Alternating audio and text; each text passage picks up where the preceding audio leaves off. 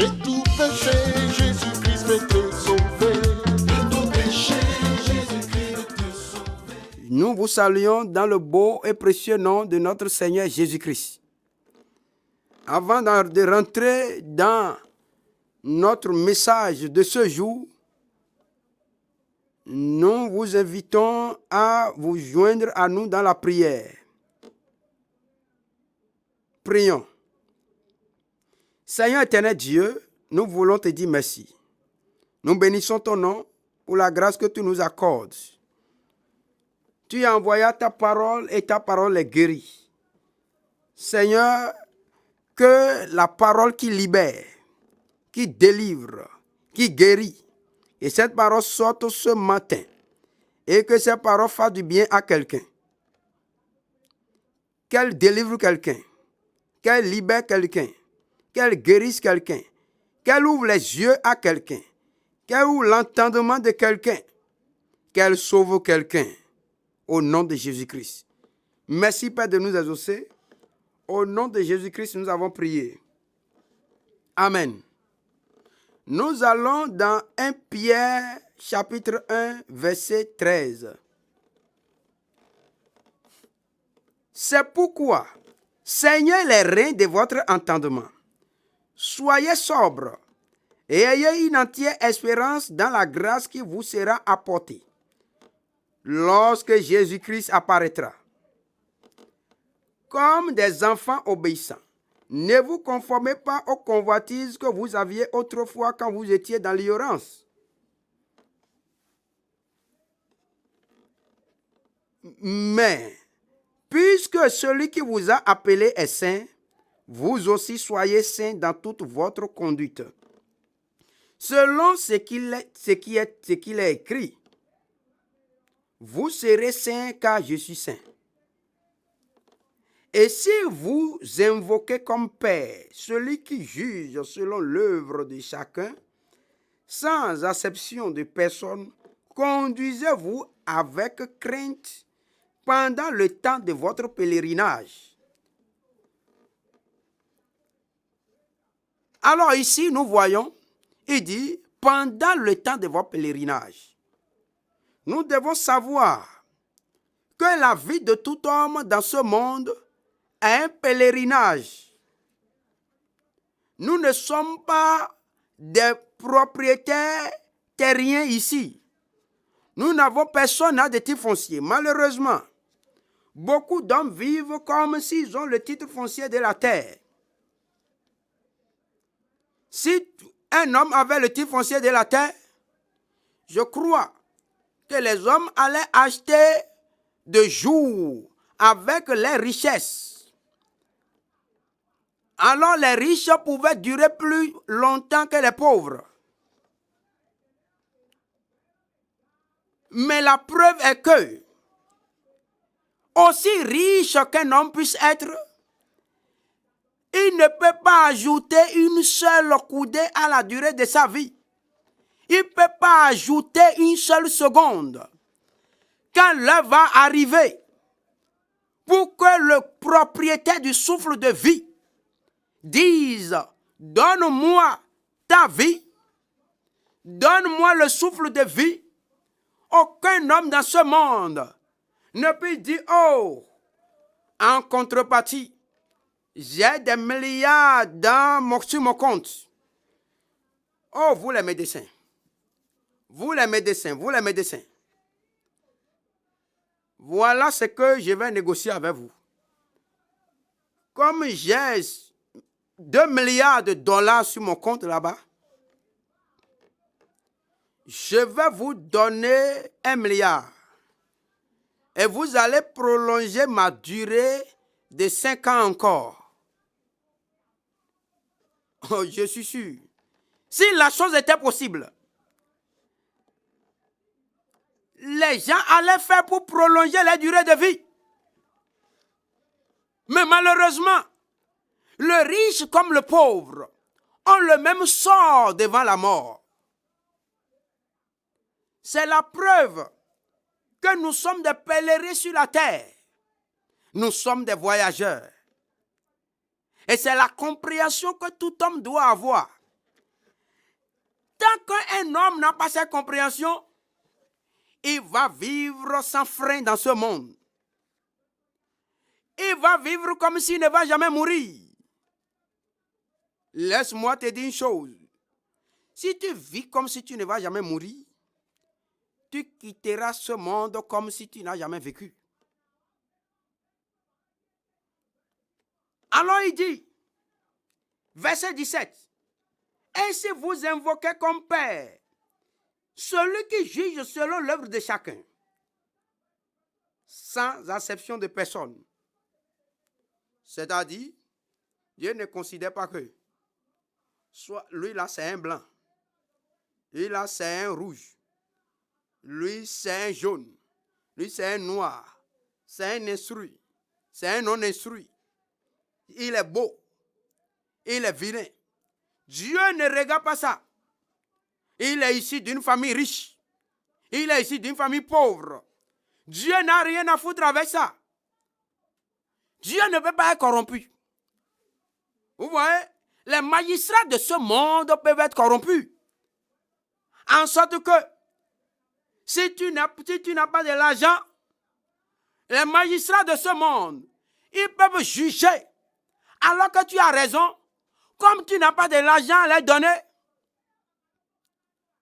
ils vont te condamner pour dire que c'est toi qui as tort. Alors, parce que tu n'as pas de l'argent. Mais, celui que nous invoquons, le Dieu Tout-Puissant, l'Éternel des armées, lui, il juge sans acception de personne.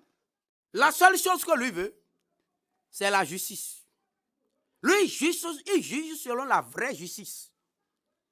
Lui ne peut jamais être corrompu. Et lui ne peut pas être influencé par quelqu'un. Rien ne l'influence. La beauté de quelqu'un ne l'influence. La richesse de quelqu'un ne l'influence.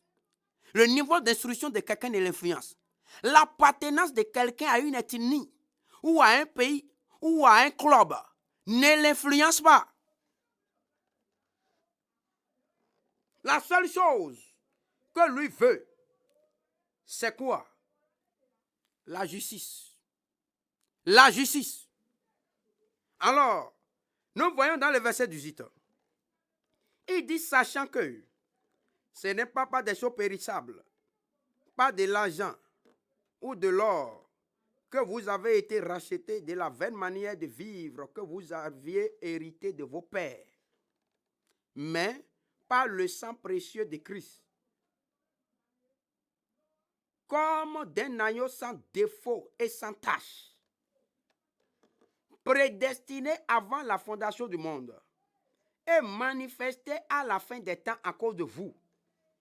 Vous qui croyez par lui en Dieu, lequel a ressuscité des morts et lui a donné la gloire, en sorte que votre foi et votre espérance reposent sur Dieu. Alléluia.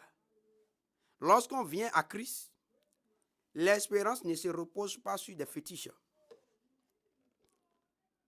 Quand on vient à Christ, malheureusement, beaucoup de gens vont dire, je suis chrétien, je suis chrétien.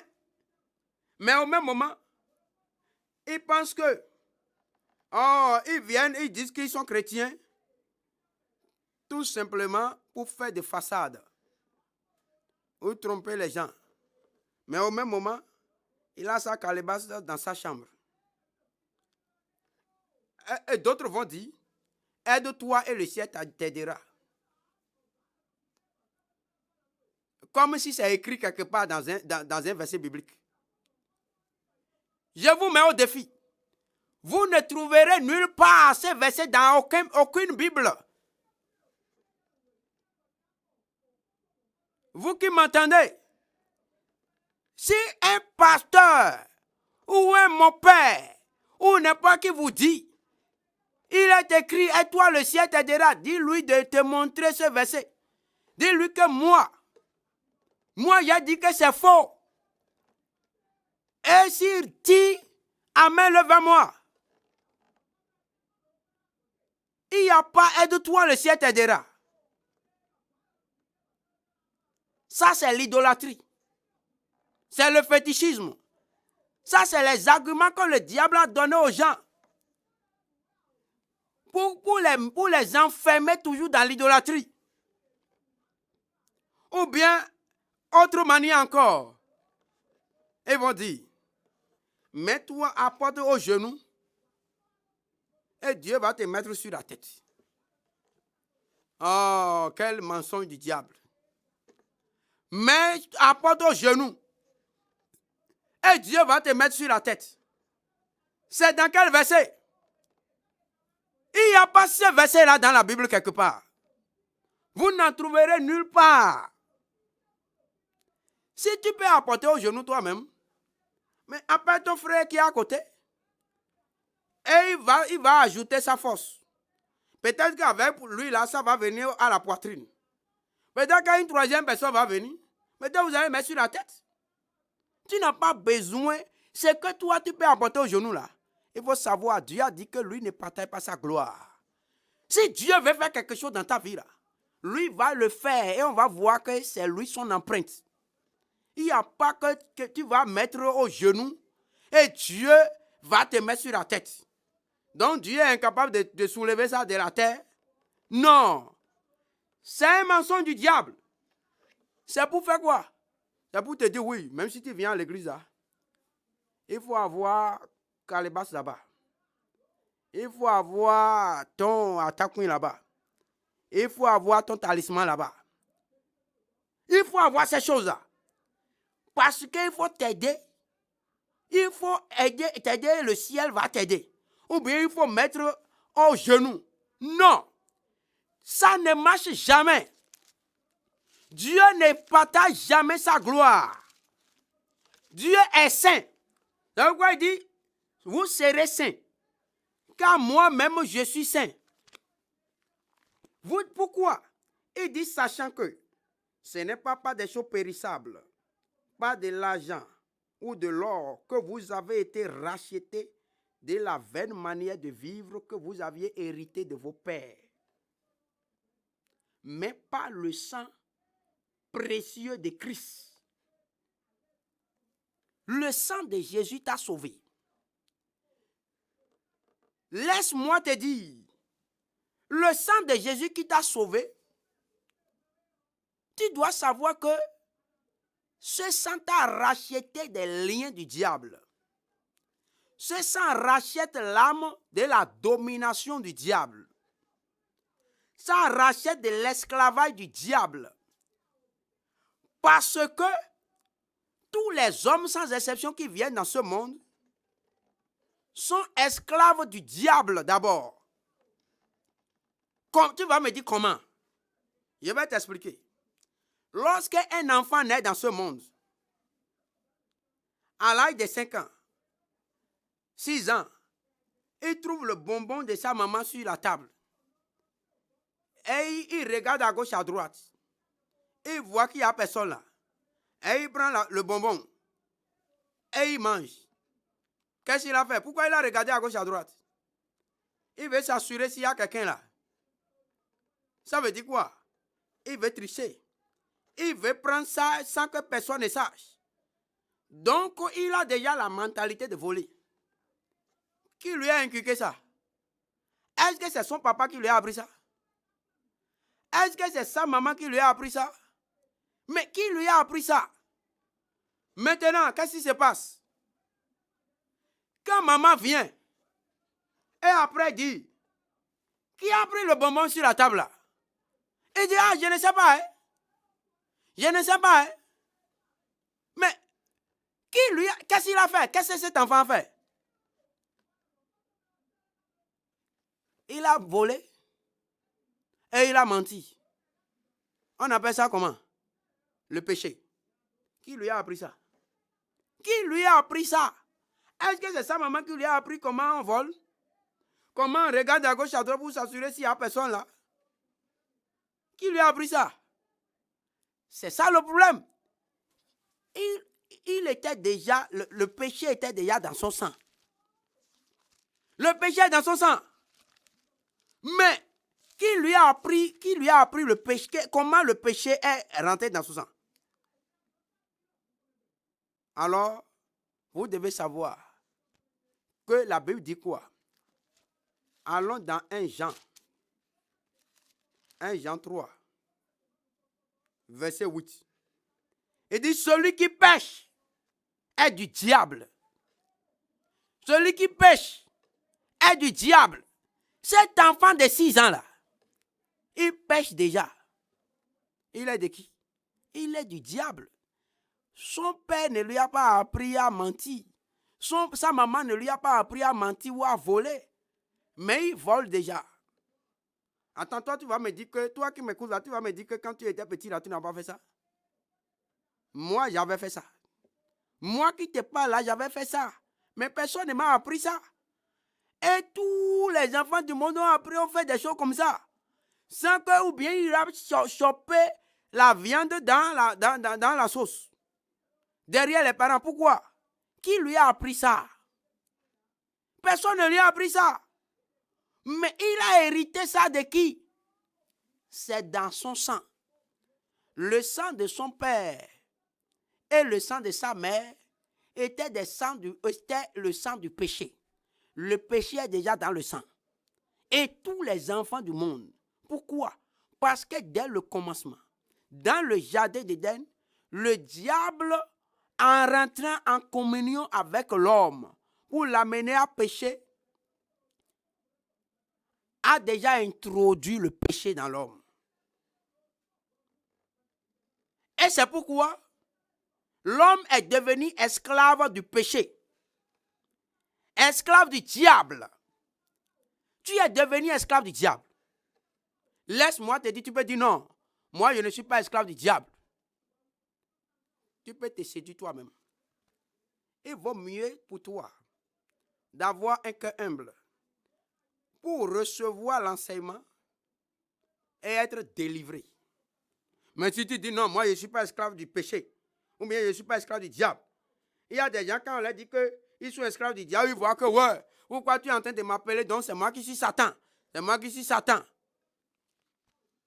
Tu es esclave du diable. Et tu es esclave du péché. Et tu as besoin de quelqu'un pour te délivrer. Comment tu es esclave du péché? Laisse-moi te dire que moi-même qui suis ici là, j'étais un esclave du péché. Peut-être que tu vas me dire, je vais à l'église. Je suis un chrétien. Oh, je suis chrétien. Oh, je suis chrétien. Être chrétien, ce n'est pas un nom qu'on porte. Ce n'est pas un logo. Ce n'est pas un emballage qu'on met. Mais c'est un contenu.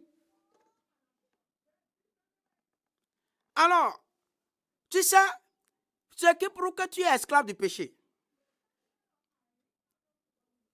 Quand toi-même tu mens là, tu sais que c'est une mauvaise chose, non? Et tu dis que tu ne veux, pourquoi je mens, je ne vais plus mentir. Mais chaque fois les situations arrivent, tu te mets à mentir encore.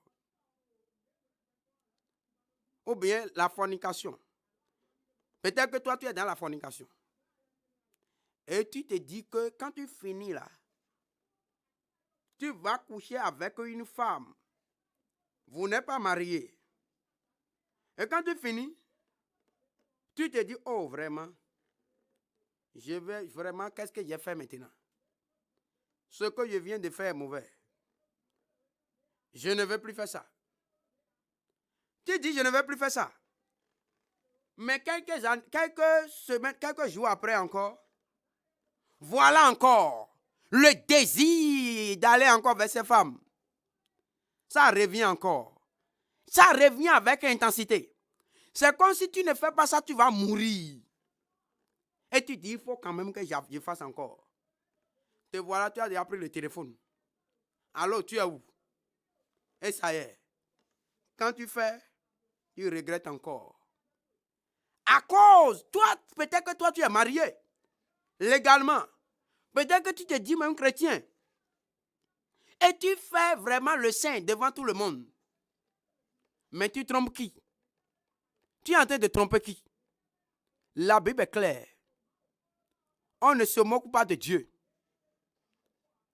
On ne se moque pas de Dieu, tu ne veux pas tromper Dieu. Alors, qu'est-ce qui se passe? Tu dis, je suis vraiment un chrétien. Je suis marié, légalement, mais qu'est-ce qui se passe? Tu passes par derrière et tu vas chercher encore d'autres femmes. Tu as des maîtresses au dehors. Tu as des maîtresses au dehors. Et toi-même, tu te dis, quand tu finis de faire cette désordre-là, tu dis, je vais abandonner. Tu as de bonnes intentions, mais tu n'as pas la force. Laisse-moi te dire que tu as besoin de Jésus. Tu vas à l'église, mais dès que tu vas me dire que tu as Jésus, non. Tu dois laisser Jésus te façonner. Tu dois laisser Jésus te transformer. Tu dois laisser Jésus te régénérer. Jésus doit te régénérer. Il doit te façonner. Tu ne peux pas par ta propre force. C'est pourquoi quand tu dis que oui, il faut mettre au genou et Dieu va te mettre sur la tête. Depuis que tu es en train de dire, tu fais des programmes, tu fais des efforts pour dire, je vais abandonner l'adultère. Et te voilà toujours, chaque jour, tu es plongé davantage dans l'adultère. Je vais abandonner la cigarette. Je connais des médecins, je connais des docteurs, je connais des professeurs de biologie. Ils savent, ils peuvent décrire comment est-ce que la cigarette détruit. Mais, ils fument comme un train. Ils ne peuvent pas, ils ont envie d'abandonner la cigarette. Mais ils n'ont pas la force d'abandonner la cigarette. Ce n'est pas possible. Tu ne peux pas par ta propre force. Je te donne ces exemples pour te montrer que quoi? L'homme naturellement est sous l'esclavage du diable. L'homme naturellement est sous l'esclavage du péché. Et étant sous l'esclavage du péché, l'homme ne peut pas se délivrer lui-même de cet esclavage par sa propre force. Ce n'est pas possible, tu ne peux pas. Tu as besoin d'un secours. Tu as déjà imaginé un homme qui est dans des chaînes, un homme qui est dans des liens, et qui fait des fois, il n'a aucun secours. Comment il va s'en sortir? Non, ce n'est pas possible. Il y a des gens, je connais des gens, lui-même sait que l'alcool, ce n'est pas bon. Mais il prend son salaire. Il va laisser sa femme dans la famine. Il va laisser ses enfants dans la famine. Ses enfants ne vont pas à l'école parce qu'il n'a pas payé la contribution. Mais quand il prend son salaire, oh, Satan lui dit, direction la direction. Direction la direction. Direction où? Buvette. Direction où? Chez le vendeur ou la vendeuse de Tchoukoutou. Direction où? Oh, il va dans le casino. Il va mettre tout son argent dans le casino.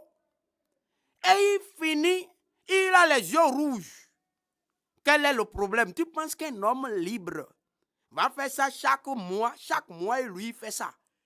Il porte pantalon déchiré, chaussures déchirées. Lui-même ne mange pas, mais tout son argent est dans le casino. Tout son argent est dans l'alcool, dans la cigarette. Il veut abandonner, tout le monde parle. Il veut laisser, mais il n'arrive pas. Pourquoi? Laisse-moi te dire. Peut-être que c'est ton papa qui se comporte comme ça. Peut-être que c'est ton mari qui se comporte comme ça. Peut-être que c'est ta femme qui se comporte comme ça. Peut-être que c'est ton oncle qui se comporte comme ça. Peut-être que c'est ton neveu ou ton cousin. Et tu penses que c'est un médecin ou bien un psychiatre qui va le délivrer. Non! Aucun médecin ne peut rien pour lui. Aucun psychiatre ne peut rien pour lui. Aucun psychologue ne peut rien pour lui. Tu penses que c'est les féticheurs. Tu es allé de féticheur en féticheur. Ils lui ont donné des choses à boire. Mais cigarette, là, il ne peut pas laisser. L'alcool, là, il ne peut pas laisser. Laisse-moi te dire, il est sous un esclavage. Il est sous l'esclavage d'une puissance terrible. Et cette puissance est détenue par le diable, par celui qu'on appelle le diable. Il est un esclave. Et pour être délivré de cet esclavage, il a besoin de Jésus-Christ. C'est pourquoi il dit, sachant que ce n'est pas des choses périssables. Les médicaments que tu lui donnes sont des choses périssables. Les médicaments sur lesquels tu comptes pour les délivrer sont périssables. Mais le sang de Jésus n'est pas périssable. Le sang de Jésus seul peut détruire la puissance du diable. Un médicament ne peut pas le délivrer. C'est le sang de Jésus seul qui peut le délivrer.